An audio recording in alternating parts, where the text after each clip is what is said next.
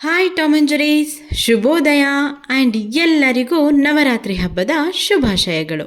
ಇಂದು ನವರಾತ್ರಿಯ 8ನೇ ದಿನ. ಇಂದಿನ ಬಣ್ಣ ನವಿಲು ಪಚ್ಚೆ ಅಂದರೆ ಪಿಕಾಕ್ ಗ್ರೀನ್.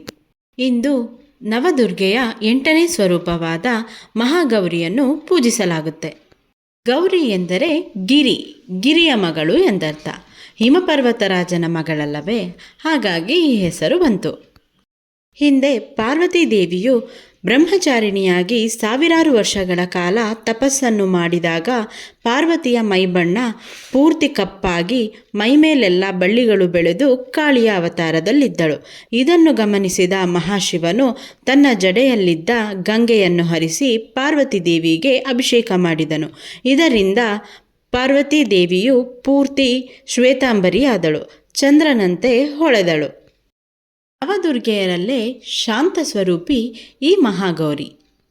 ಶಾಂತ ಸ್ವರೂಪಿಯಾದ ಈ ತಾಯಿಯು ತನ್ನ ಭಕ್ತರಿಗೆ ಸುಖ, ಶಾಂತಿ, ನೆಮ್ಮದಿ ಮತ್ತು ಸಮೃದ್ಧಿಯನ್ನು ನೀಡಿ ಹರಸುತ್ತಾಳೆ ಎಂಬ ನಂಬಿಕೆ ಇದೆ. ಈ ತಾಯಿಯ ದರ್ಶನ ಪಡೆದು ನಾನಿವತ್ತು ಖುಷಿಪಟ್ಟೆ. ನಾಳೆ ಮತ್ತೆ ಸಿಗೋಣ. ಓಂ ದುಂ ದುರ್ಗಾಯೇ ನಮಃ.